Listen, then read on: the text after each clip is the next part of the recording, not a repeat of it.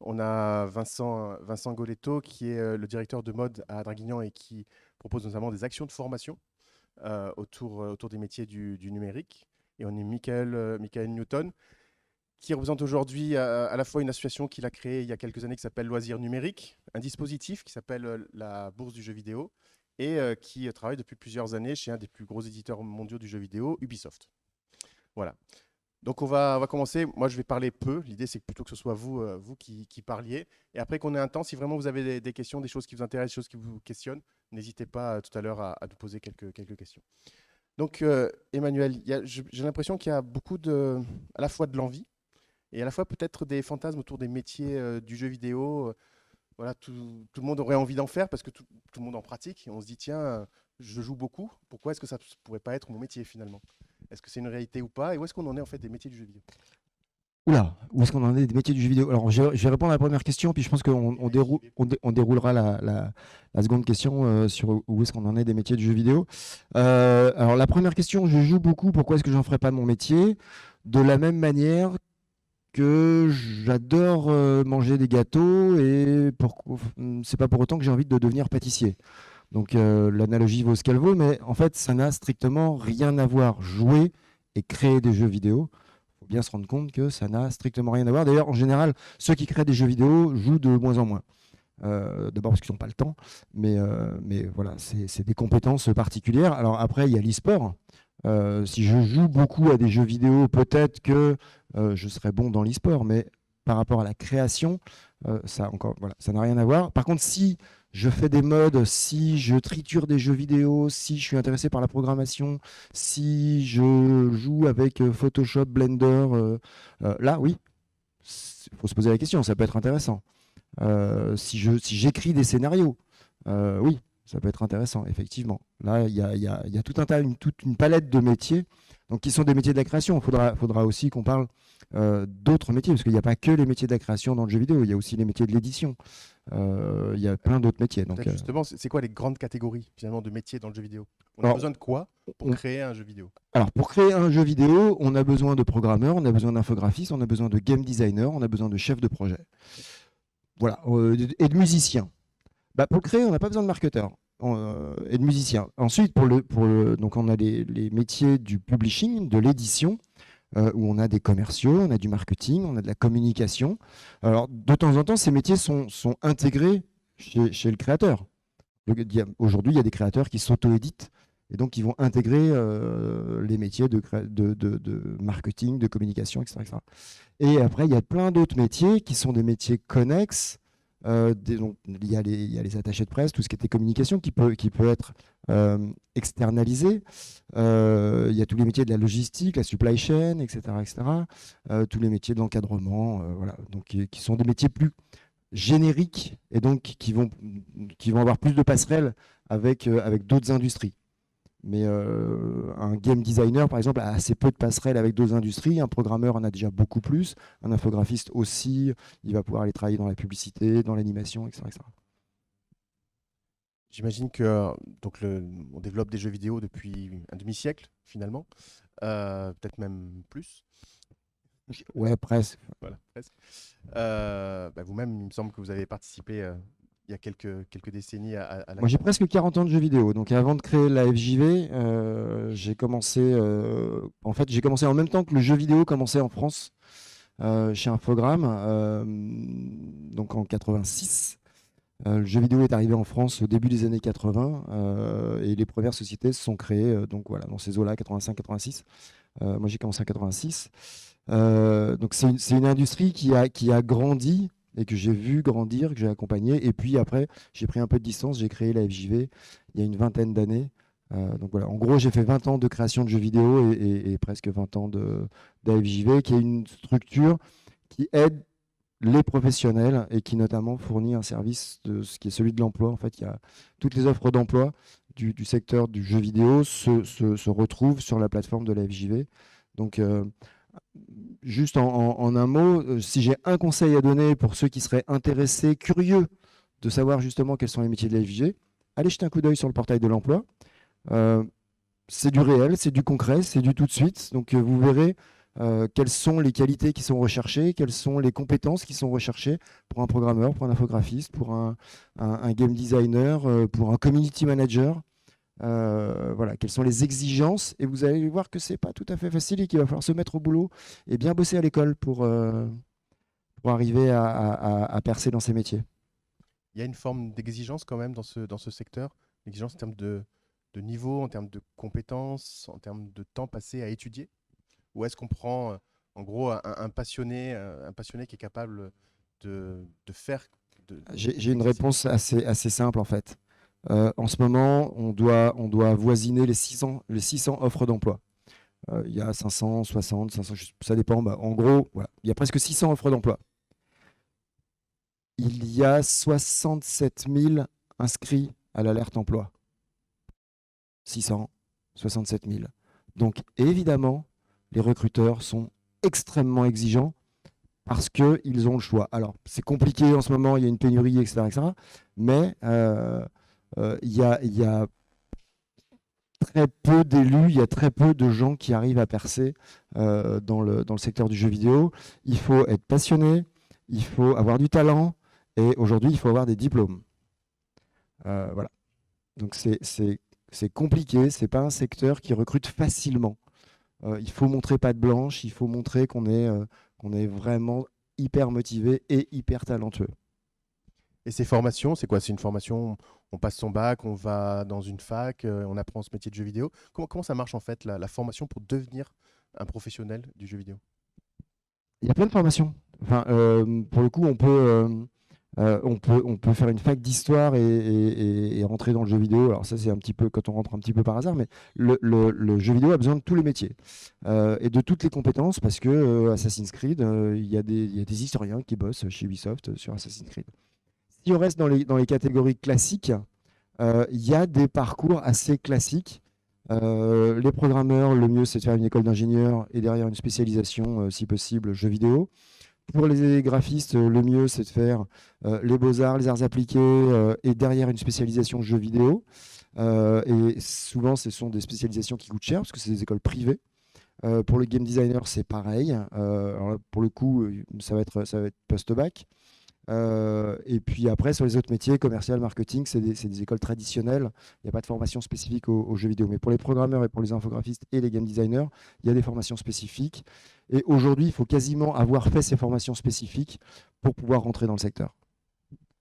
Ok, merci Emmanuel. Nicolas, donc vous dirigez, vous avez créé un studio. Voilà.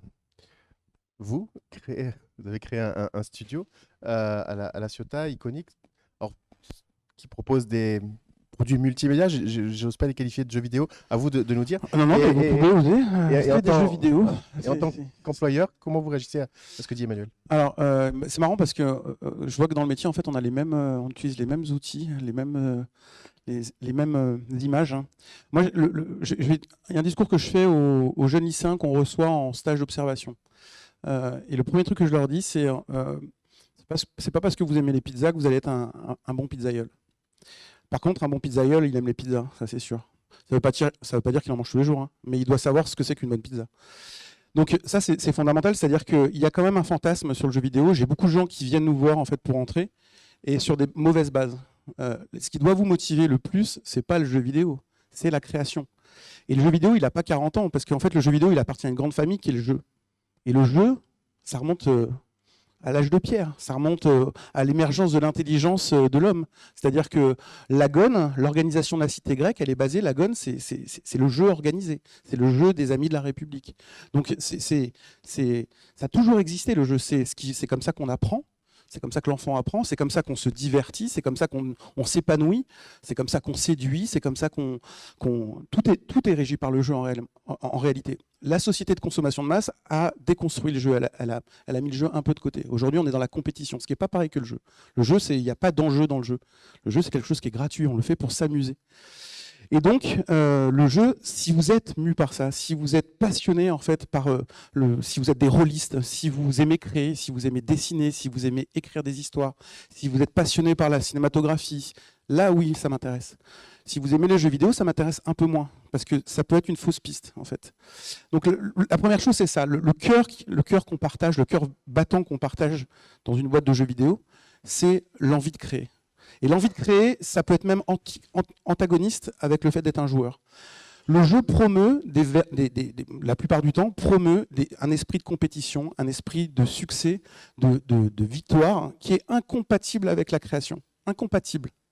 C'est-à-dire qu'un bon créateur n'est pas quelqu'un qui est compétitif, c'est quelqu'un qui est coopératif, c'est quelqu'un qui aime travailler avec, c'est pas quelqu'un qui aime travailler contre. Donc nous, on n'a pas des requins chez nous. On a des oiseaux qui s'envolent, qui vont dans les étoiles, des gens, des rêveurs, des gens qui imaginent. Et au niveau du recrutement des métiers, c'est ça qui est compliqué. C'est tu l'as très bien dit, il y a trois familles. Il y a trois familles, art, tech et les usages, le game design. Donc il y a les gens qui font de la tech, les développeurs. Alors dans chaque métier, dans chaque catégorie de métier, il y a tout un panel de métiers. C'est-à-dire que dans la partie tech, il y a des gens qui font vraiment de la tech, qui font du code dur, qui sont de l'algorithmique, qui font de l'IA, qui font des choses très très compliquées, des mathématiques. Et puis il y a des gens qui font de l'intégration dans un moteur. Donc ils sont en cheville avec l'art, c'est-à-dire qu'ils sont, si on fait un triangle entre l'art, la technique et les usages, ils sont entre la technique et l'art. Il y a des gens qui travaillent sur les usages, c'est-à-dire les game designers. Il y a plein d'autres gens hein, dans les usages. Il y a des ergonomes, il y a des gens qui travaillent sur les UI, enfin il y a plein de métiers sur cette partie-là. Et puis il y a la partie art, alors elle est artificiellement découpée parce que dans les petits studios, en tout cas, moi je connais que ça. Hein, je suis très admiratif du travail d'Ubisoft, mais je ne sais pas du tout comment ça fonctionne. Pour moi, c'est une boîte noire que je ne comprends pas. Je ne sais pas comment on fait pour faire une boîte de plus de 50 personnes, ça me dépasse. Donc moi, c'est un petit studio, on est 35, on est au bord de la mer et on fabrique des jeux en réalité virtuelle. Donc là, on prépare 2 jeux pour des grosses licences. C'est des adaptations de jeux pour des éditeurs. Donc c'est pas nos licences, mais on écrit aussi des licences propres. Et donc ces métiers, il y a dans chaque pôle en fait, il y a plein de métiers différents. Et moi je pense que tout le monde peut trouver en fait une place dans une société de jeux vidéo à 2 conditions. La première, c'est de ne pas se tromper sur pourquoi on va vers le jeu vidéo, c'est pour créer. La deuxième, c'est que c'est une expérience, c'est une œuvre collective, un jeu vidéo. On travaille ensemble. Donc il ne faut pas se tromper non plus sur les critères de réussite. On utilise l'intelligence collective, c'est-à-dire que et donc on demande 2 choses contradictoires. On demande une technicité dans votre corps de métier. Si vous êtes game designer, il faut savoir ce que c'est que le game design. Il faut connaître les mécaniques de jeu, il faut avoir tout lu, tester des centaines de jeux, il faut être offensif sur cette partie-là de votre spécialité. Et en même temps, on vous demande d'être plus que ça. C'est-à-dire que dans les petits studios, on demande de la polyvalence. Ça ne veut pas dire que vous allez faire n'importe quoi, mais ça veut dire que moi, j'ai un DIRTech, qui je considère est le meilleur du monde. Alors s'il me voit, salut Eric, mon lead dev, il écrit, il me fait des propositions artistiques, il fait des dessins, il discute avec le game designer de game design. Il n'est pas cantonné à son périmètre d'intervention. Et ça, c'est important parce que c'est un peu comme dans Ratatouille, hein, n'importe qui peut devenir un bon cuisinier. Hein, n'importe qui ne peut pas devenir un bon cuisinier, mais un bon cuisinier peut venir de n'importe où. C'est-à-dire que les bonnes idées, elles peuvent surgir à n'importe quel moment, de n'importe quelle personne. Le parti pris graphique, comment on caractérise un personnage, comment on fait le design d'un personnage, comment on résout cette énigme sur cette partie du gameplay, c'est quoi la prochaine étape, le prochain twist narratif. C'est pas forcément le scénariste ou c'est pas forcément le game designer qui va trouver la solution. Ça peut venir de quelqu'un d'autre. Et c'est ça qui est passionnant. Moi, j'ai choisi ce métier. J'ai travaillé dans la finance, j'ai travaillé dans la stratégie portuaire, vous voyez, des trucs super intéressants. J'étais enseignant. J'ai choisi le jeu vidéo parce que ça me passionne. Et dans le jeu vidéo, il y a encore une sous-famille. Moi, j'ai choisi la réalité virtuelle. Et je vous invite tous, si vous voulez devenir développeur de jeux vidéo, à foncer vers la réalité virtuelle. Pourquoi ? Pas parce que c'est un média qui est génial et tout. Moi, je vous parle que de création. Je m'en fous du média. Parce que la réalité virtuelle, c'est l'inverse du jeu vidéo aujourd'hui. Le jeu vidéo, c'est devenu une industrie extrêmement structurée, processée avec des process, et ça broie la créativité. Un jeu vidéo, c'est entre 2 ans quand ça se passe bien, et ça se passe jamais bien, et 5 ans dans un processus, on va dire, moyen. Toute créativité est annihilée et détruite. 5 ans sur le même sujet, faites le test. Commencez aujourd'hui, vous verrez 5 ans sur la même idée, vous allez mourir. L'idée, le truc qui vous paraissait génial, les vampires, ça vous sort par les yeux. Vous ne pouvez plus voir un film, un truc sur les vampires, tellement vous en avez bouffé pendant 5 ans. Nous, dans la VR, on a une chance incroyable, c'est que ça dure 45 minutes l'expérience. 45 minutes. C'est génial, il n'y a pas 10 heures de jeu, il y a 45 minutes en moyenne. Donc ça veut dire que nos expériences, elles sont plus courtes. Ça veut dire que nous, on travaille 12 mois entre 12 et 14 mois sur un jeu.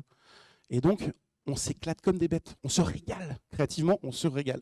Alors, on gagne moins d'argent que dans le jeu vidéo parce qu'on en vend moins, c'est encore un marché de niche. C'est une grosse niche quand même.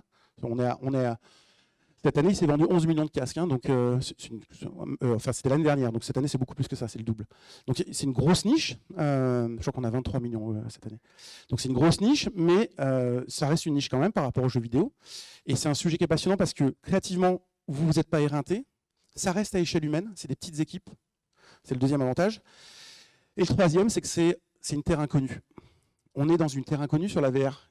Moi, les seniors en VR, ça n'existe pas, hein, je vous le dis. Hein. Les types qui m'envoient des CV avec marqué senior VR, je suis mort de rire. Moi, j'étais là quand ça a commencé. J'étais là quand on a eu les premiers casques Samsung. Voilà, j'étais là au début. Il n'y a pas de senior, ça n'existe pas. Il faut tout réinventer. Le game design, c'est pas le même. On doit utiliser le corps. Le fait de se mettre à couvert avant de tirer avec un fusil, dans un jeu vidéo, c'est un gameplay qui est poncé. On le connaît par cœur. En VR, il faut tout réinventer. Le mec, il fait travailler les cuisses. Il va pas pouvoir tenir pendant 2 heures derrière un muret. Tout est à réinventer. Le cadre de la caméra, le son qui est spatialisé, le son qui doit conduire l'action. Vous voulez attirer le regard d'un joueur, il faut qu'il y ait un son qui le guide parce qu'il ne voit pas ce qu'il y a derrière. Et pourquoi il se tournerait? Donc tout est à réinventer dans la VR. Donc c'est un domaine pour les jeunes énergies. Voilà, foncer sur la réalité virtuelle, c'est l'avenir du jeu vidéo, je vous le dis. Hein. Alors les fat boys du jeu vidéo ne le savent pas encore parce qu'ils n'investissent pas là-dedans. Il y a très peu d'éditeurs et des studios qui investissent massivement là-dedans, à part Meta et les grands constructeurs, mais c'est l'avenir du jeu vidéo, pour la création et pour les usages. Donc là, on est le 15 octobre 2022. On verra si ta prophétie se réalise. Elle sera datée. Elle est déjà réalisée. Parce que si tu regardes les chiffres publiés par Meta, je ne parle même pas de la sortie de la PSVR 2, c'est déjà une réalité. Donc, en fait, j'ai déjà gagné ce sujet. Juste rajouter une toute petite chose, ça sert à rien de poser jeux vidéo et VR. J'ai bien compris, mais la VR fait partie du jeu vidéo, de l'environnement jeu vidéo, et il n'y a pas que dans la VR où on fait des produits courts, il y a toute la scène indépendante qui fait des projets extrêmement courts, il y a la scène mobile, etc. etc. Donc voilà, il n'y a pas que la VR qui fait des projets courts, et travailler sur un jeu vidéo pendant 5 ans, certes, c'est un temps, mais c'est un autre format et ça peut être aussi passionnant. Voilà, juste ça. Et juste pour rebondir encore là-dessus, c'est vrai qu'il y a plein d'autres formats courts et il y a même un format qui est très intéressant aujourd'hui qui est la synchronie. Donc quand on fait un jeu qui est en VR, sur un casque et qui est croisé avec un jeu sur tablette. Donc en plus, il y a des passerelles aujourd'hui. Et donc oui, non, mais ce que je veux dire, c'est tous les nouveaux formats du jeu vidéo. Il y a aussi le game série qui est un format qui est tout ce qui est série interactive, qui est un format très intéressant. On a un champion français, Dontnod, là-dessus, sur ces sujets-là. Donc oui, c'est des sujets. Je parlais plutôt des triple A. C'est fait exprès. Merci Nicolas. Vincent. Donc, on nous décrit 3 grandes catégories de métiers. En gros, des métiers autour de la technique, des métiers autour de l'artistique, des métiers plutôt autour de l'expérience utilisateur. Mais pour y arriver, ce que disait Emmanuel, il y a des actions de formation, des formations qui sont de plus en plus exigeantes, mais des personnes auraient envie de faire ces métiers-là et pour autant n'ont pas forcément l'ambition ou les moyens ou le capital nécessaire pour pouvoir aller sur des formations aussi longues. Comment un organisme de formation à Draguignan, par exemple, arrive à proposer des actions de formation autour de ça? Alors, oui, pour parler un petit peu plus globalement, donc nous on a un centre de formation qui existe depuis 20 ans et qui s'appelle MOD et qui s'est spécialisé dès le départ sur les métiers du numérique. Donc durant ces 20 dernières années, on s'est toujours efforcé d'apporter une réponse en termes de formation adaptée aux besoins et aux nouveaux besoins. Et ce qui se dessine depuis ces dernières années, c'est qu'il y a un entrain plus présent autour des métiers du développement et autour des métiers du design. Et nous, ça va être, on va dire, la première représentation dans nos actions de formation telles qu'on les propose sur le centre de formation MOD, donc sur la Dracénie, mais également sur Fréjus-Saint-Raphaël jusqu'à Toulon. La particularité des nouvelles actions de formation, de développement et de design, c'est qu'elles ont un petit peu muté dans leur structure, puisqu'on était initialement sur des actions de formation qui étaient vraiment basées sur un apprentissage qui se faisait crescendo. où on allait monter dans les compétences et, on va dire, franchir les différentes étapes au fur et à mesure. Aujourd'hui, ces actions de formation ont vraiment basculé dans le volet projet. Et moi, c'est ce qui m'intéresse le plus, parce que quand on parle de projet, on parle à la fois d'acquisition de compétences, mais on parle aussi d'envie créative. Et donc, parmi toutes ces envies créatives qui se dessinent au travers des actions de formation que l'on peut dispenser, eh bien, il y a de plus en plus d'envies créatives autour des métiers du jeu vidéo, autour de la production de jeux vidéo. Et donc, il n'est pas rare de voir un apprenant, un stagiaire qui termine son parcours de formation avec un projet, peut-être pas abouti, peut-être pas finalisé. Bien évidemment, généralement, ça ne sera pas abouti, pas finalisé, mais avec son idée qu'il veut promouvoir face à un jury de professionnels. Et donc, il franchit l'étape de validation de sa qualification et de son diplôme par le biais de ce projet. Et donc, ça crée vraiment pour moi une profondeur à l'action de formation, et surtout des actions de formation qui, au-delà de la compétence qu'elle apporte, se rapprochent des envies créatives des apprenants.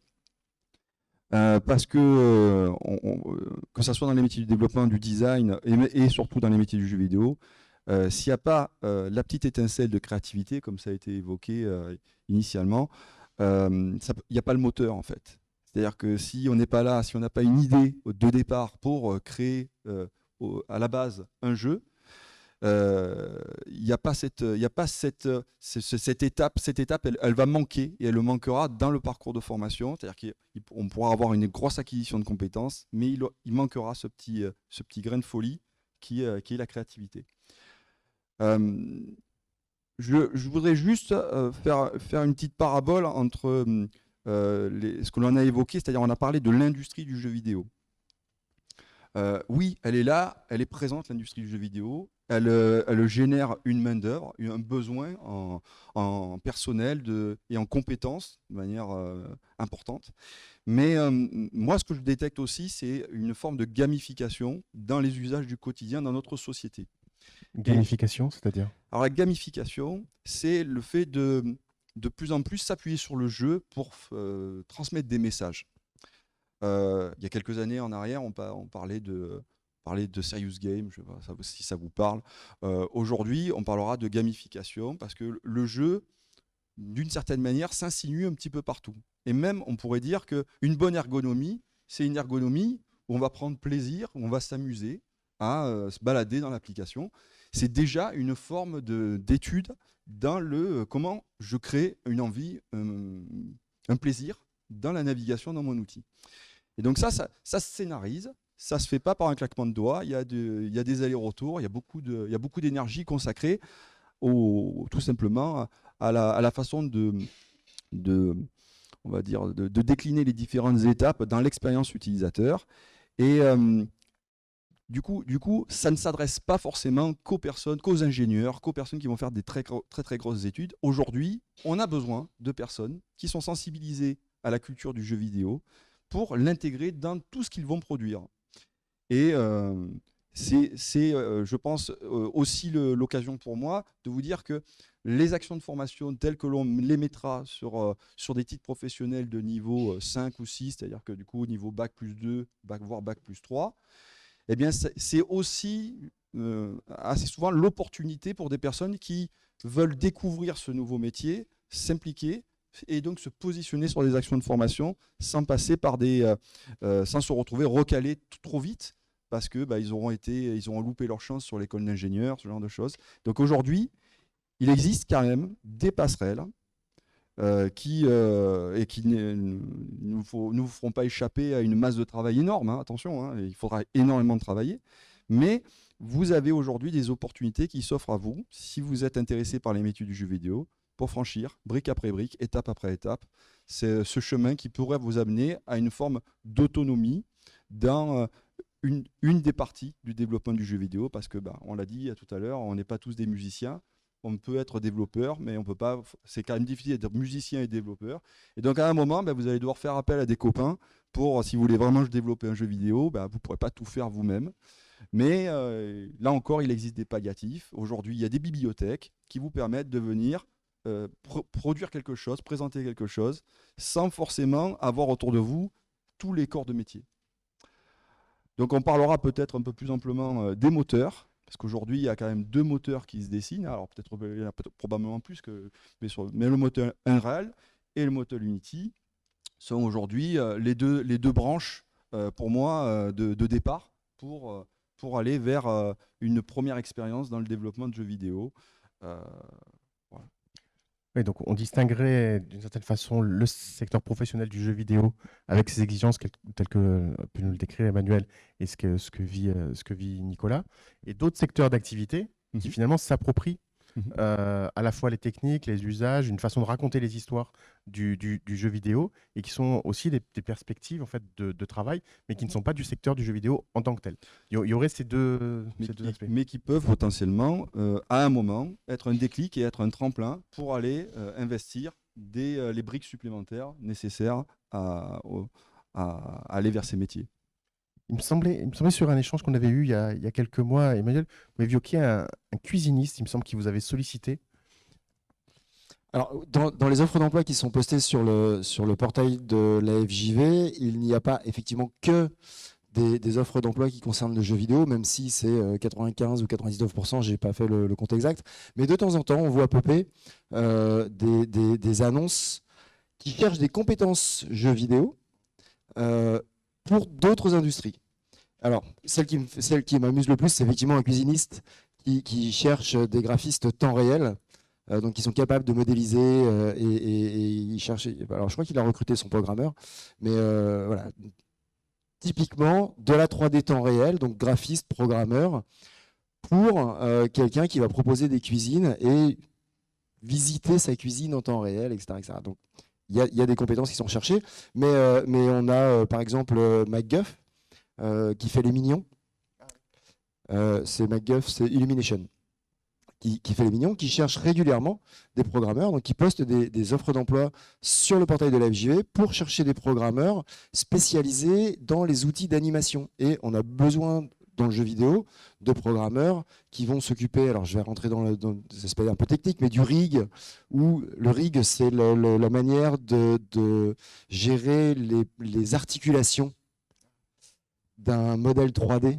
Donc c'est surtout sur des modèles humains ou sur des animaux, mais donc ou sur des monstres effectivement. Mais voilà, c'est tout le rig, c'est toutes les articulations et tout ça se gère à la fois par les infographistes, mais aussi pour les programmeurs. Et donc aujourd'hui, MacGuff cherche des programmeurs qui vont pouvoir s'occuper du rig ou qui vont pouvoir développer des outils destinés aux infographistes, donc des outils qui vont développer des petits plugins dans Maya, dans 3D Studio, etc. etc. Voilà, toutes ces compétences aujourd'hui qu'on a dans les jeux vidéo servent d'autres industries. Dassault poste régulièrement aussi pour des infographistes et pour des programmeurs. Voilà. Ok. Et Michael, vous avez finalement plusieurs postes d'observation par rapport à l'échange qu'on a pu avoir depuis tout à l'heure. C'est à la fois d'un très gros éditeur international, donc de voir vos collègues dans ces différents corps de métier, mais aussi d'un point de vue, j'allais dire, plus terrain d'une certaine façon, avec une association que vous avez créée, Loisirs Numériques, qui porte bien son nom, et aussi un dispositif qui s'appelle la bourse du jeu vidéo.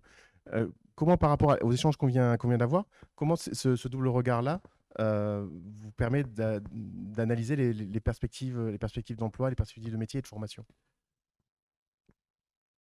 Vous avez 2 heures et une marge de 40. Non, c'est une bonne question.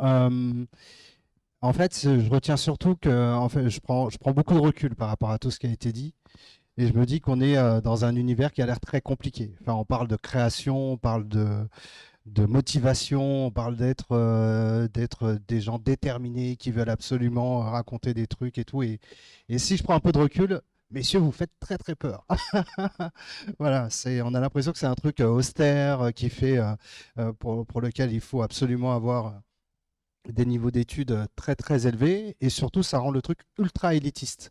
Et je pense que c'est un des trucs qui traîne, un des boulets qui traîne au pied du jeu vidéo. Et je pense qu'il est aussi important, je vois qu'il y a pas mal de parents, depuis tout à l'heure je suis en observation, je prends des notes, Et il y a beaucoup de parents qui sont perdus, qui se disent, bon, qui viennent sans doute là pour leurs enfants, et qui doivent se dire, je comprends absolument rien à ce qui a été dit, c'est quoi UI, c'est quoi l'IA, c'est quoi, je ne comprends rien. Mais sans doute que souvent, c'est plutôt pour le petit garçon, il comprend tout et c'est super. Et bien moi, je pense qu'il y a aussi tout ce travail d'essayer, tant pour un grand éditeur comme Ubisoft, que pour ce qu'on fait côté loisirs numériques, qui est de démystifier ce qu'est le jeu vidéo, essayer de...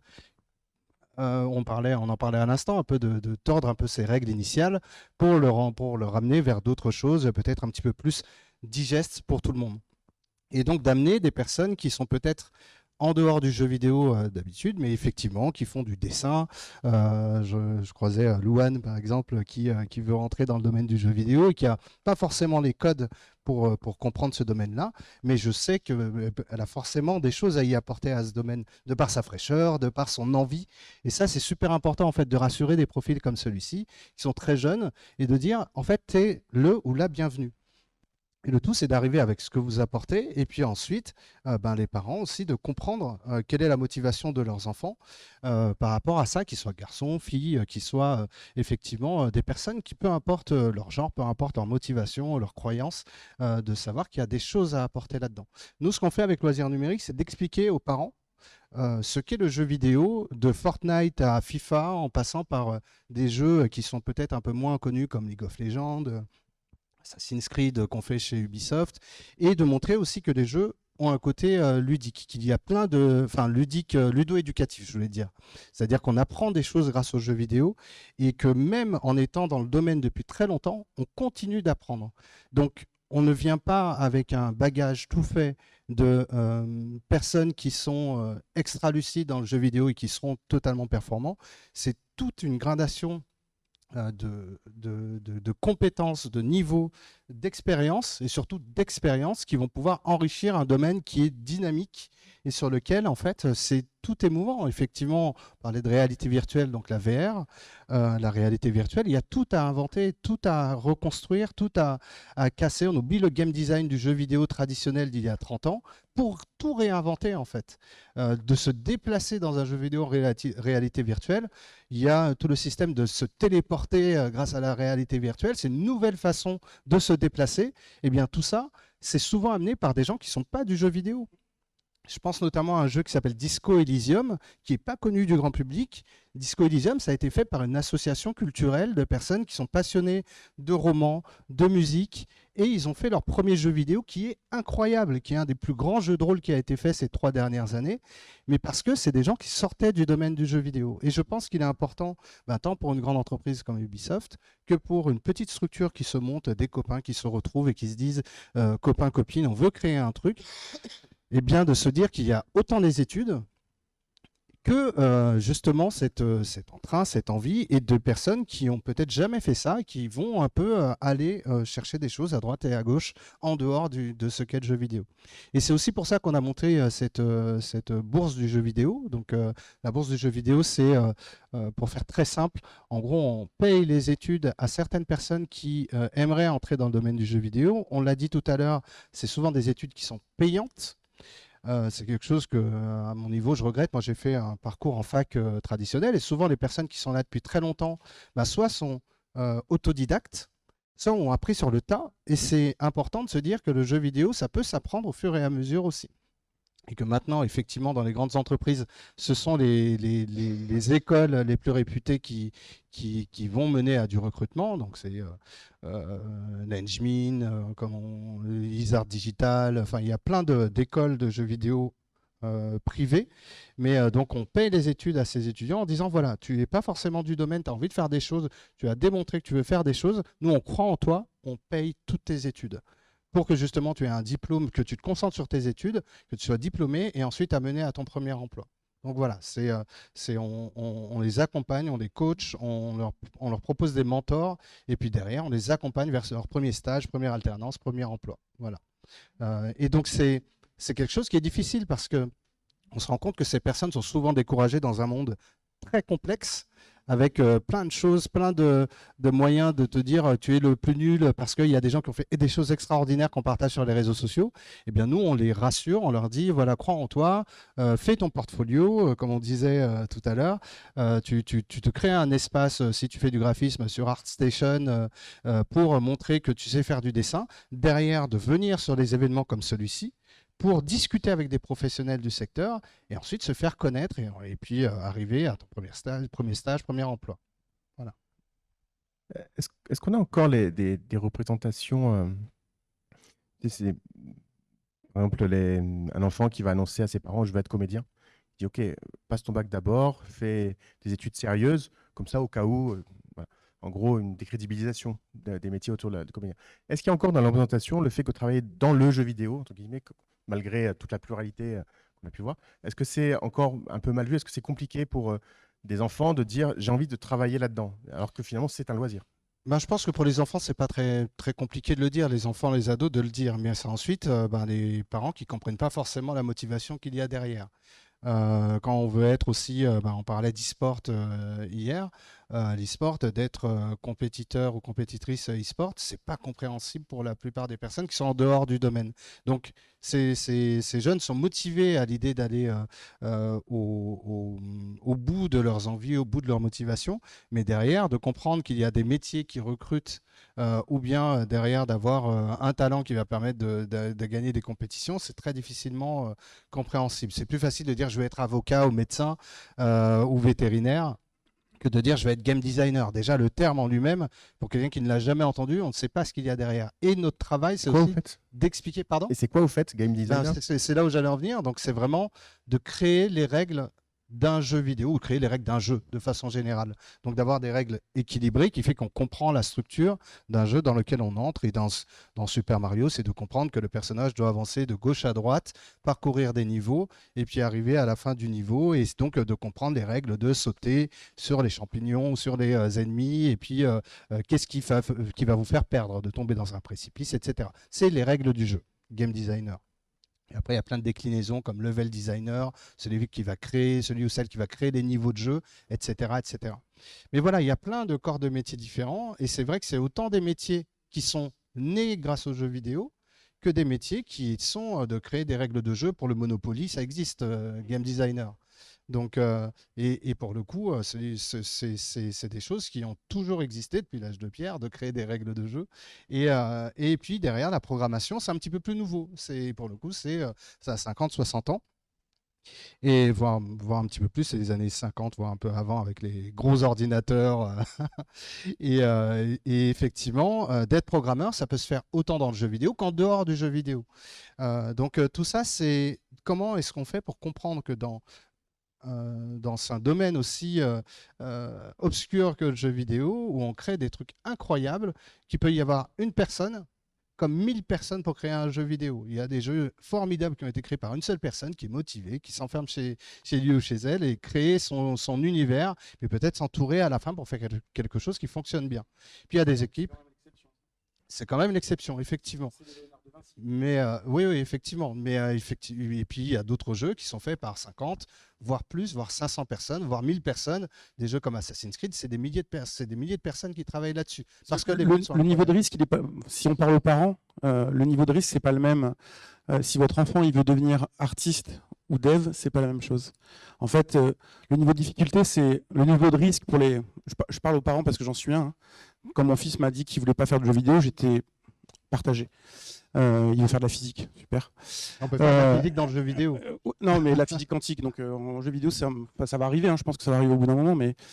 Donc en fait, le risque, c'est que dans l'art, mais c'est pareil sur toutes les carrières artistiques, c'est pas que dans le jeu vidéo. Oui, il y a une radicalité, il y a un risque personnel, parce qu'on met son cœur... c'est notre créativité personnelle qui est en jeu.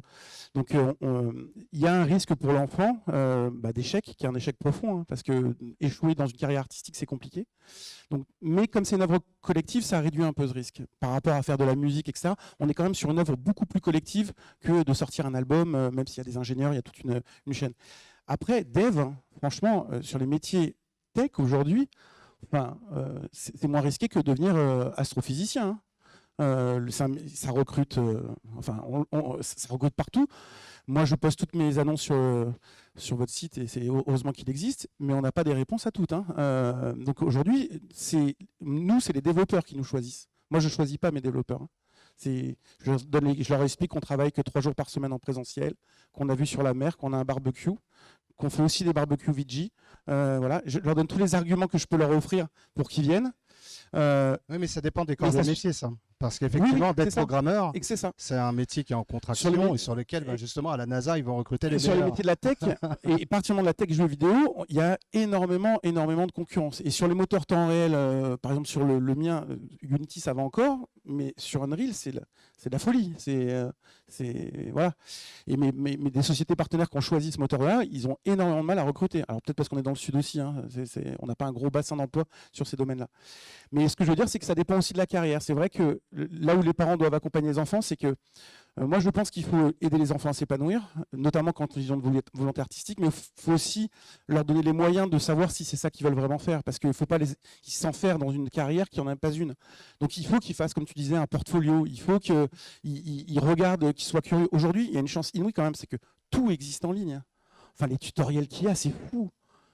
C'est fou ce que vous avez à disposition, c'est comme en dingue. On peut apprendre un moteur open source en 2 semaines avec des tutos. Il y a des cours pour faire des figurines en argile polymère. Il y a des cours pour apprendre le rigging, le skinning. On peut tout apprendre en ligne aujourd'hui. Donc c'est là où on peut savoir très vite, un enfant peut savoir très vite en fait si c'est la bonne voie. Après, il y a du travail, un peu de chance, et puis il y a des dispositifs comme le vôtre qui permettent de franchir la barrière si jamais elle est fermée. Oui, et puis nous, on encadre une vingtaine d'étudiants, de jeunes, vingtaine d'étudiants et étudiantes, mais je pense qu'il est aussi important de se dire que le jeu vidéo, effectivement, là on parle de métier, qu'on peut faire des jeux vidéo même à la maison de soi-même. Il y a plein de choses, plein d'outils qui permettent de créer des petits jeux très rapidement. Dans le jeu vidéo, on parle de game jam, qui sont en gros, un peu comme les musiciens vont faire des jams pour s'entraîner et s'amuser ensemble. Ça existe aussi dans le jeu vidéo, donc entraînez-vous. Et je pense que c'est super important de se dire que de créer des jeux vidéo, c'est un métier, mais c'est aussi comme on fait des dessins soi-même, on n'est pas forcément payé, on veut être dessinateur et s'amuser avant tout, on peut s'amuser à créer des jeux vidéo. Et il y a plein d'outils pour pouvoir le faire aujourd'hui et montrer derrière, créer son portfolio, donc c'est le portefeuille de contenu qu'on a fait, de montrer des petits jeux qu'on a fait. C'est un bon moyen d'accéder justement aux différents métiers et de se faire un nom, de se faire repérer. Et oui, et je pense qu'il faut, c'est mon mot principal, essayer de casser cet élitisme qu'il y a dans le domaine pour le rendre plus accessible. Et c'est aussi comme ça que les profils vont devenir de plus en plus variés. Aujourd'hui, on dit que le jeu vidéo, c'est avant tout une affaire... Là, on est 5 hommes, donc bon, je ne suis pas forcément blanc, mais voilà, c'est souvent une affaire d'hommes blancs... quinquagénaires qui sont là depuis 20 ans, 30 ans dans le domaine. Moi, ça fait très longtemps aussi que je suis dans le domaine, mais j'ai aussi conscience qu'il y a plein de nouvelles scènes, plein de nouvelles façons d'amener le jeu vidéo et que c'est important de considérer toutes ces énergies positives. Alors, je voudrais juste rajouter un truc je ne suis pas tout à fait d'accord sur le côté élitiste. Alors après, il y a qu'est-ce qu'on entend par élitiste?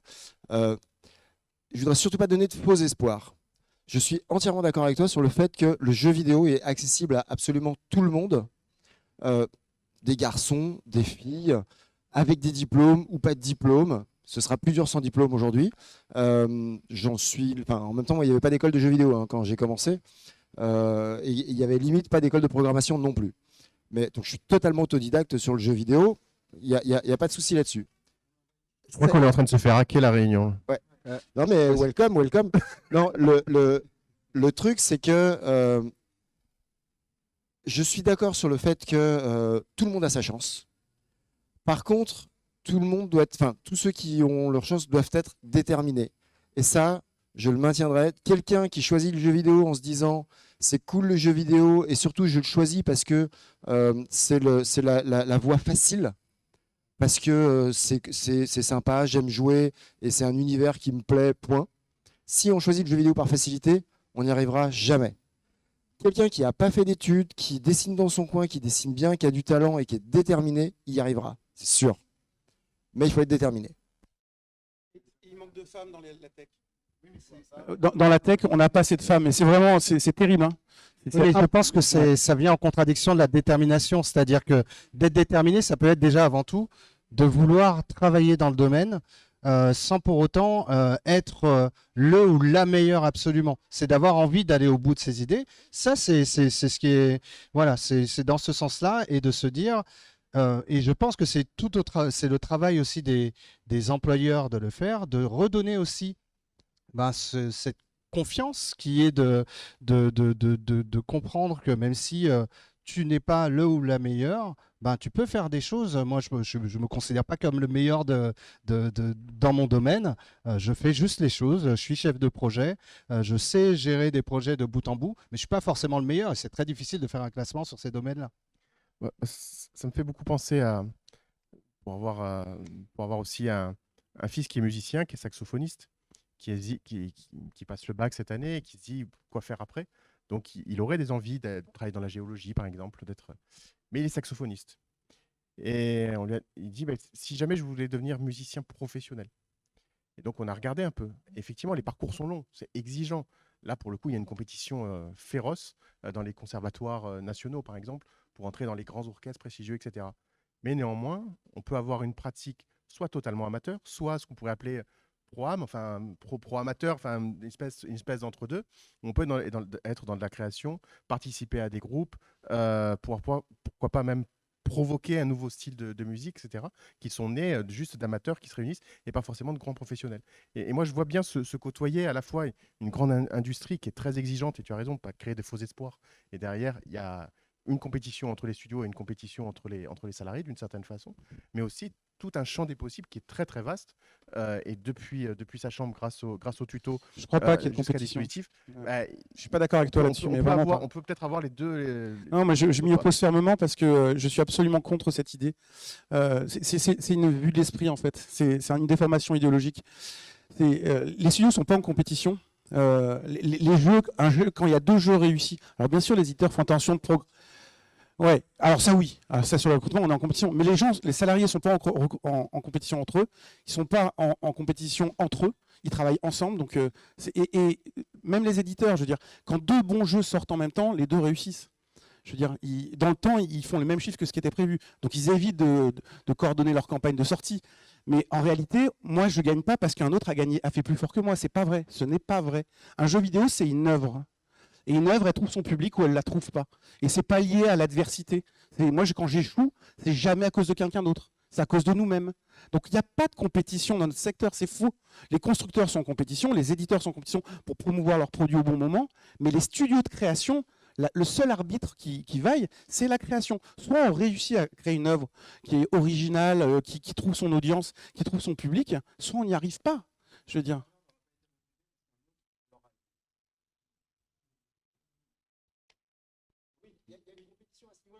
Sur les recrutements, c'est clair. Sur les recrutements, oui, mais ça c'est une compétition positive pour eux. Pour les salariés, c'est super. Mais donc voilà, je suis d'accord sur le fait qu'il n'y a pas de compétition, et je te laisse la parole. Il n'y a pas de compétition entre les studios. Par contre, il y a une compétition entre les gens qui cherchent à se faire embaucher. Oui, je voudrais juste. Ça marche pas? Si, non. Je voudrais juste compléter un petit peu parce que c'est vrai que vous avez un discours d'entrepreneur très implanté dans le secteur et au fait, on va dire, des standards du jeu vidéo, des attentes de l'industrie du jeu vidéo.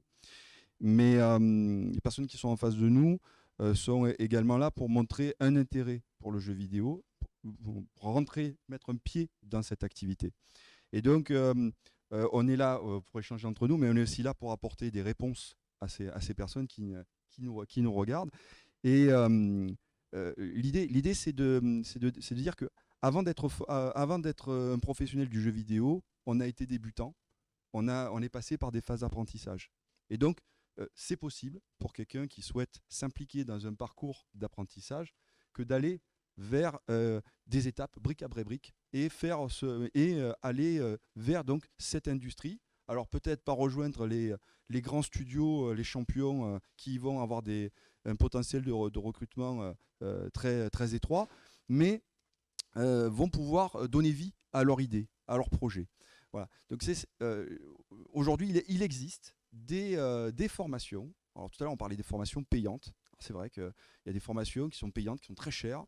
Moi, je pourrais me montrer critique, d'ailleurs, face à certaines de ces formations qui vendent pour le coup vendent du rêve, pour moi, par moment. Il y a des formations qui sont très sérieuses, qui sont payantes, mais il y a des formations qui vendent du rêve. Moi, je pense que le circuit et les formations proposées sur le territoire offrent quand même des opportunités d'aller vers cet univers et de commencer votre parcours, d'investir cet univers, pour ensuite vous perfectionner. Parce que tout à l'heure, on parlait de l'auto-formation, on parlait des tutos, tout le monde a accès à Internet, tout le monde. Je veux dire, aujourd'hui, vous tapez apprendre à faire un jeu vidéo sur Internet, vous avez un tuto qui va tomber sur Unity, on va vous dire lancer Unity, cliquez ici, cliquez là. Donc il y a plein de choses, mais on l'a tous fait. Apprendre tout seul, c'est pas forcément rigolo. Il y a des gens qui s'éclatent, mais c'est pas forcément rigolo. Et puis surtout, c'est très très long. Enfin, moi, c'est mon constat. J'ai appris beaucoup de choses tout seul, dans le métier du développement, dans le métier de la tech en général.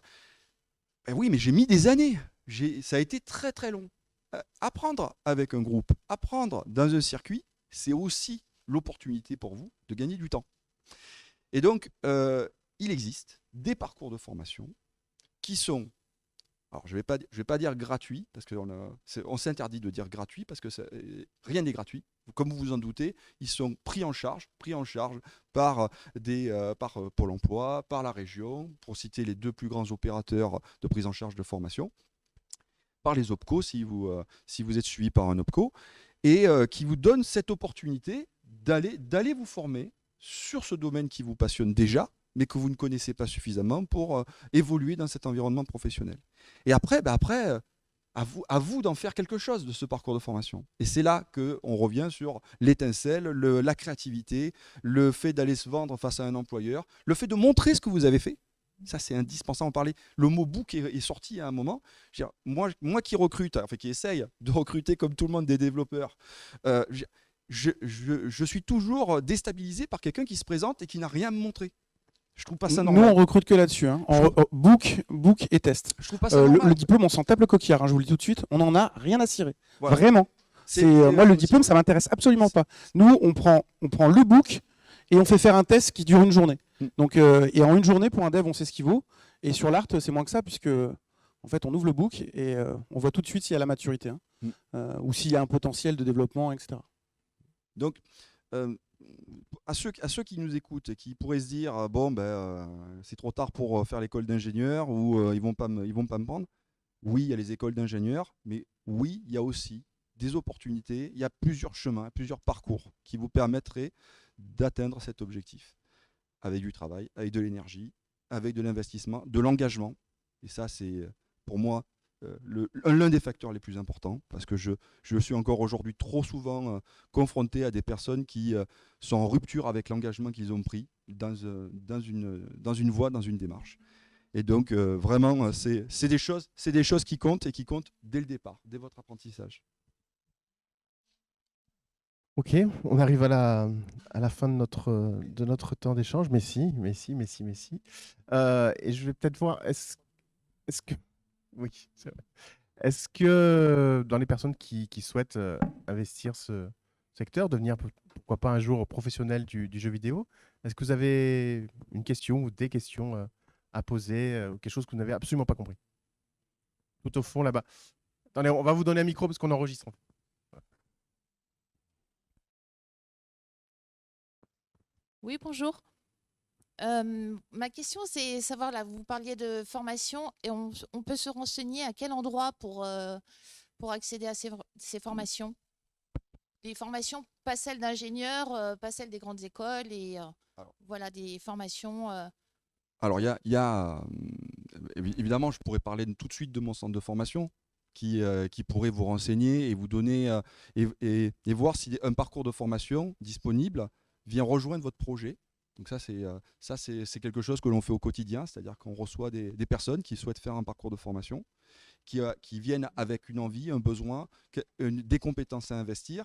Et après, on voit si nous, organisme de formation, on a un parcours qui rejoint votre projet professionnel. Donc ça, c'est quelque chose que l'on fait au quotidien. Après, plus globalement, l'offre de formation aujourd'hui, elle est très bien référencée, notamment sur le site du CARIF. Enfin, sur le site du CARIF, sur le site du CARIF, vous tapez CARIF OREF sur Internet, vous allez avoir les offres de formation référencées sur votre territoire. Et ça vous permet d'avoir un visuel sur l'éventail de possibilités et de formations sur l'ensemble du territoire. Et donc pas seulement l'organisme de formation mode qui est basé à Draguignan et qui pourra vous renseigner, mais toute l'offre de formation dans sa globalité. Après, plus globalement, pour venir un peu renforcer, c'est que je vous ai dit qu'il y a de plus en plus de jeux vidéo dans les projets de formation. Ça nous a donné l'envie, à Mode, de développer une ingénierie autour d'un nouveau parcours de formation innovant, autour spécifiquement des métiers du jeu vidéo, avec deux facettes, une facette développement de jeux vidéo et une facette événementielle. Et donc, cette formation, elle est encore à l'état on est au point de départ, donc elle n'est pas encore, on va dire, programmée, mais on ambitionne, dans les prochains mois, voire années, de mettre en œuvre un parcours de formation spécifique et entièrement dédié aux jeux vidéo. Merci. Basant sur des titres professionnels existants, presque traditionnels. Exactement, parce qu'on ne veut pas faire les choses à moitié, on ne veut pas limiter non plus l'aspect qualifiant. On l'adossera, ce parcours de formation sera forcément adossé à un titre professionnel, donc de développeur ou de designer. J'aimerais aussi ajouter qu'il y a déjà, il y a des formations publiques. On pense notamment à... En fait, la meilleure école aujourd'hui de jeux vidéo, c'est une école publique. Elle s'appelle l'ENJMIN. C'est l'école nationale du jeu et des médias interactifs, quelque chose comme ça, qui se trouve pardon ? Interactif et numérique, tout à fait. Qui est à Angoulême. C'est la meilleure, c'est la première et elle est publique. Et puis il y a des facs comme il me semble qu'à Saint-Denis, donc en région parisienne. Il me semble que autour de Lyon ou de Bordeaux, il y a quelques formations comme ça. Donc retenez également ça. L'ENJMIN dont on parlait, c'est le CNAM qu'il y a derrière. Donc c'est le CNAM, j'ai du mal, je me souviens plus ce que ça veut dire, mais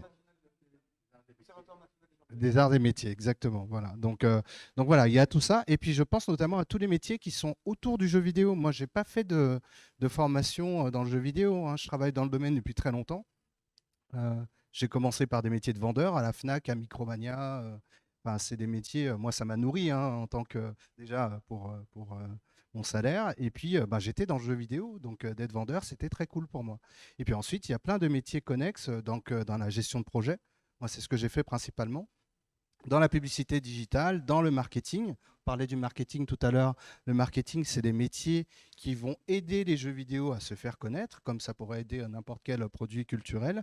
Et ça, typiquement, il en faut dans le jeu vidéo. Quand on crée un jeu, il faut le pousser derrière sur les plateformes.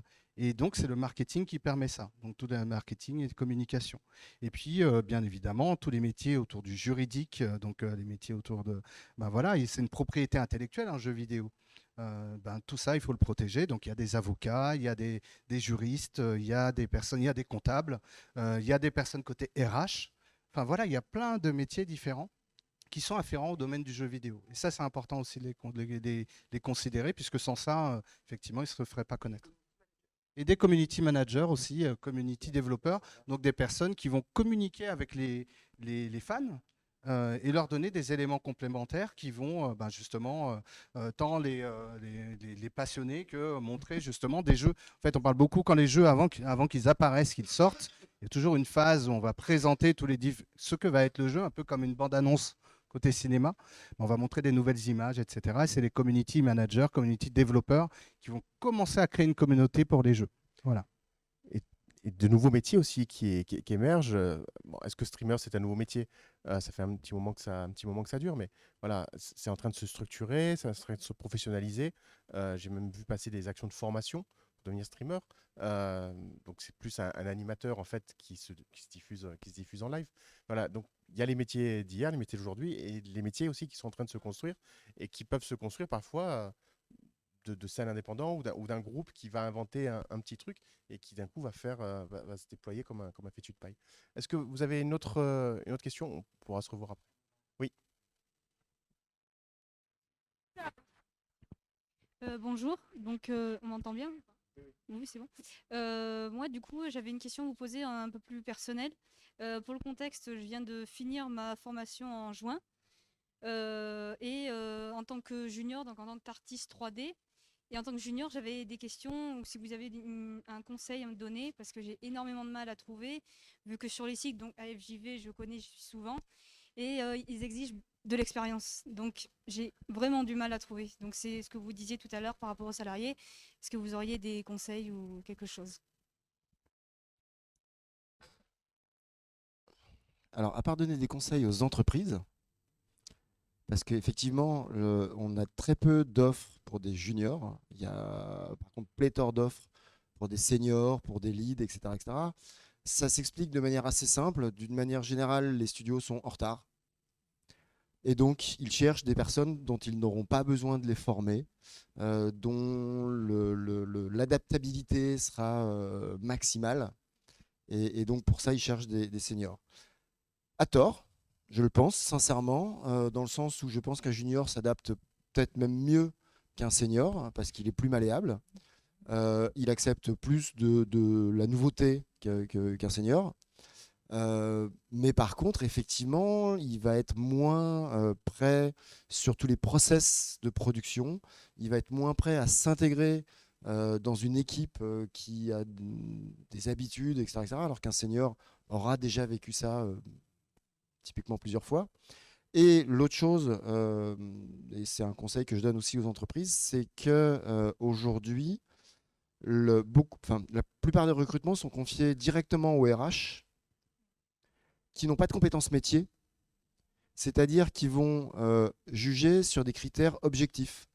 C'est-à-dire que le recruteur, la personne qui recrute en interne leur a dit « je cherche un infographiste 3D qui maîtrise tel et tel et tel et tel logiciel ».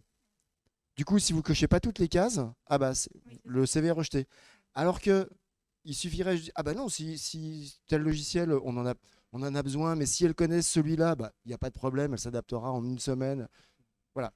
À partir du moment où il n'y a pas les compétences métiers, où il y a un premier filtre objectif, du coup, on va rechercher des compétences précises et non pas de l'adaptabilité ou une capacité à vous adapter au... Voilà.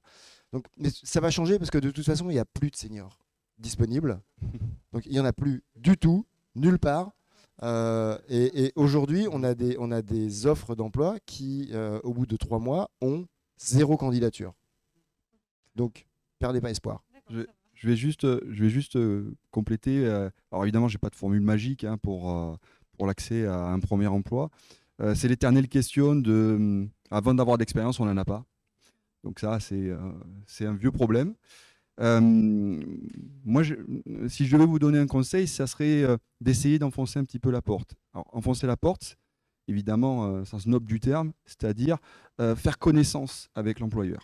Donc il existe des axes que vous pouvez travailler pour faire connaissance avec un employeur, autre que je me présente à un entretien d'embauche avec une checklist que je ne remplis pas en termes d'expérience.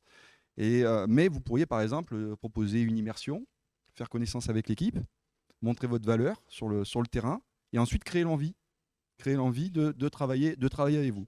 Moi, j'ai dans mon entourage de stagiaires des belles expériences comme ça qui sont passées par une phase de je fais connaissance avec les employeurs, donc je vais dans une forme d'immersion et ensuite je crée le besoin autour de ma personne.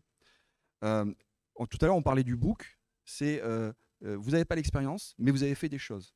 Donc le book, il est là pour ça. Il est là pour que vous puissiez appuyer votre travail et votre capacité à produire quelque chose. Ouais. Moi, Vincent, je pense que c'est même plus que ça. C'est que le book, je pense que ça appuie rien du tout. C'est le cœur de tout. Il n'y a que ça. Alors, sur les entreprises de plus de 50 salariés, les studios de plus de 50, la réponse, elle vous est apportée. Il y a des RH qui sont en jeu. Allez, plus de 100. Ouais. Voilà, il y a des RH structurés. Malheureusement, comme ils ont détaché la fonction RH aux non-spécialistes, ils sont obligés de définir des critères. Donc, ils vont mettre modeler, rigueur. Si vous n'avez pas la cochée, c'est mort. Donc, même s'ils cherchent des juniors, et là, tu as totalement raison, il y a quasiment plus de seniors sur le secteur. C'est un truc de fou. Voilà. Donc, vous avez une chance, si vous attendez assez longtemps, vous serez senior. Euh, je sais, ça fait long. Donc non, mais le book c'est fondamental. Alors là où je rejoins Vincent, c'est que doublement parce qu'il faut un book et surtout sur les métiers d'art. C'est-à-dire que si vous n'avez pas ça, enfin c'est pas possible en fait. Le métier le plus difficile pour se vendre, c'est game designer. C'est sur les usages. Parce que démontrer l'ergonomie ou la capacité à construire une mécanique de jeu, soit on a des crédits, on a déjà fait des jeux, donc c'est facile, mais quand on démarre, bah, il faut des prototypes de jeux et c'est un peu plus long à fabriquer. Sur l'art, vous êtes un peu plus avantagé, vous pouvez faire des books. Et le book, vous pouvez être, comme disait Vincent, proactif, c'est-à-dire que moi, je reçois des gens qui m'envoient en fait des démos, des reels sur LinkedIn, etc. Ça ne me dérange pas, moi. Après, j'aime ou j'aime pas, je fais toujours passer. Et moi, comme je suis une petite structure, je fais passer à la personne qui recrute. Chez nous, on a un système, mais on est des gauchistes marxistes. Hein. Nous, on recrute c'est une décision générale. En fait, donc il y a une personne qui a un veto, c'est le lead en fait dans le domaine. Mais en fait, c'est une décision collégiale. Chez moi, il n'y a pas de. Moi, je suis président, mais je préside que dalle en fait. Donc c'est une décision, c'est l'équipe qui choisit en fait le nouveau infographiste 3D qu'on a. Donc ça se fait souvent sur les books, hein, l'entretien. C'est nous, on choisit de voir quelqu'un parce qu'il y a 3-4 personnes dans l'équipe, on dit waouh, elle a quel âge? Elle a 20 et quelques années, elle fait ça en anime, mais c'est dément. Donc, et on a envie de voir la personne. Donc il faut faire des démos. Oui, et puis en fait, une fois qu'on sait ça, ben, il faut se distinguer. Et comment est-ce qu'on se distingue? C'est aussi en venant déjà sur des lieux comme déjà se présenter et puis de parler avec nous à la fin. Et puis ensuite, surtout lui là qui en recrute. Et, et ensuite, ben, il y a les réseaux sociaux. Les réseaux sociaux, je trouve, moi qui encadre pas mal de juniors, en fait, il y a toujours l'inhibition de se dire, ben oui, mais il y en a plein qui sont connus, il y en a plein qui font des choses, qui ont leur book sur ArtStation ou autre. Ben, c'est de prendre la parole. Moi, par exemple, j'adore LinkedIn pour pouvoir m'exprimer. Et naturellement, les gens viennent me voir, pas forcément pour me proposer des jobs, mais pour entamer la discussion. Et c'est déjà un premier jet. Moi, je cherche pas de boulot, donc, mais typiquement, moi, ça m'a permis de trouver du boulot déjà en faisant comme ça, c'est-à-dire en prenant la parole. J'ai créé, il existe effectivement, on peut laisser en plus son CV. Il me semblait que pendant un moment, on pouvait laisser son CV sur la FJV. C'est toujours le cas. Toujours le cas. Voilà. Donc voilà, et puis d'utiliser ces outils en disant bonjour, je m'appelle un tel, voilà ce que je sais faire, voilà mon book. J'adorerais travailler dans tel type d'entreprise ou faire travailler sur tel type de projet. Aussi d'apprendre à. Et ouais, ça c'est un très très bon point. Ouais. Ouais, et puis. C'est-à-dire que ça, c'est une erreur, mais c'est pas que dans notre secteur, hein, c'est pas que dans le jeu vidéo. Les gens qui cherchent un emploi, quand ils s'adressent à une entreprise, c'est comme un rendez-vous amoureux. Vous pouvez pas vous pointer en faisant. Moi, j'ai pas envie d'avoir Siri en face de moi. Bonjour, je m'appelle Nicolas Romain, je suis infographiste 3D. Non, il faut que vous soyez. Votre réponse, elle doit être adaptée à l'entreprise. Moi, quand quelqu'un vient me voir et que je lui demande la VR, vous en pensez quoi? Il me fait, je sais pas. J'ai fait, ouais, ok, on est mal barré quand même. Ouais, alors, c'est peut-être irrationnel parce qu'il peut faire une très bonne 3D, ça peut être un excellent modeleur sans qu'il connaisse la VR, mais qu'il y a une absence totale de désir de l'entreprise et du projet, parce que c'est quand même des projets créatifs.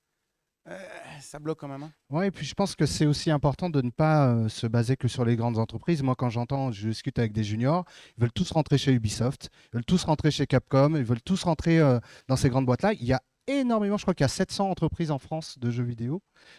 C'est donc middleware, il y a plein, ils font pas que de la création pure, mais il y a plein d'entreprises et je sais qu'il y en a plein qui disent ouais mais elle n'est pas connue. Mais c'est pas grave, ça te fait une première expérience et puis tu verras si vraiment ton rêve c'est d'entrer dans telle boîte, si c'est pour travailler chez Epic pour Fortnite, peut-être que ça arrivera dans 10 ans, c'est pas grave, tu as 40 ans de carrière, donc ouais sans doute. Mais voilà. Et oui, effectivement, c'est en tout cas de se faire connaître, de prendre la parole. Moi, j'ai créé 2 groupes Facebook, alors même si maintenant c'est plus dans l'air du temps Facebook, mais 2 groupes Facebook, un dédié à l'emploi, un dédié au stage dans les jeux vidéo. Je dis aux personnes, écrivez, faites votre pavé. Salut, je m'appelle un tel, je travaille sur ça. Toujours, s'il y a des touches derrière, ça se transforme peut-être pas, mais il y a des touches. Tu trouves des personnes qui vont t'amener à d'autres personnes, etc., etc. C'est hyper important. Juste un autre conseil, c'était par rapport au fait d'essayer de rentrer dans l'entreprise.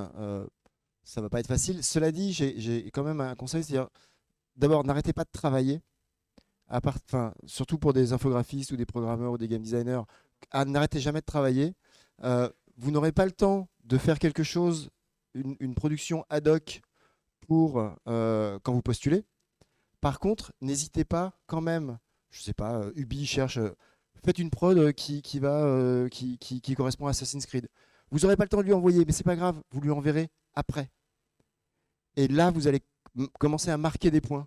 Et on va vous rappeler, parce qu'on a vu que, 1, vous aviez postulé, 2, vous étiez revenu avec de la prod. Bon, si elle est pourrie, votre prod, ça ne marchera pas, hein, mais il faut un peu de talent. Hein. Mais voilà, et ça, c'est un très très bon moyen. Les recruteurs adorent ça. Le fait que vous montriez que vous êtes motivé et que vous travaillez. Vraiment, c'est super important. Et ça marche. Oui, juste pour... Ah, d'accord. Je disais tout à l'heure faire connaissance avec l'employeur. Nicolas a dit c'est un rendez-vous amoureux. Bon, on va dire qu'on se comprend. Juste pour le petit exemple, il y a quelques mois, un designer est venu vers moi, m'a envoyé le logo de mon association, revisité. Il a retravaillé, il a passé du temps, il m'a renvoyé un logo, une charte graphique complète, revisitée pour mon association. Ça, si vous voulez, c'est le genre de truc qu'on n'oublie pas. On y repense, en fait. Voilà, il a fait un effort pour se distinguer par rapport à d'autres personnes que l'on va rencontrer voilà, c'est simplement quelque chose d'intéressant qui va vraiment vous distinguer par rapport aux autres. Voilà. Donc, ne vous découragez pas.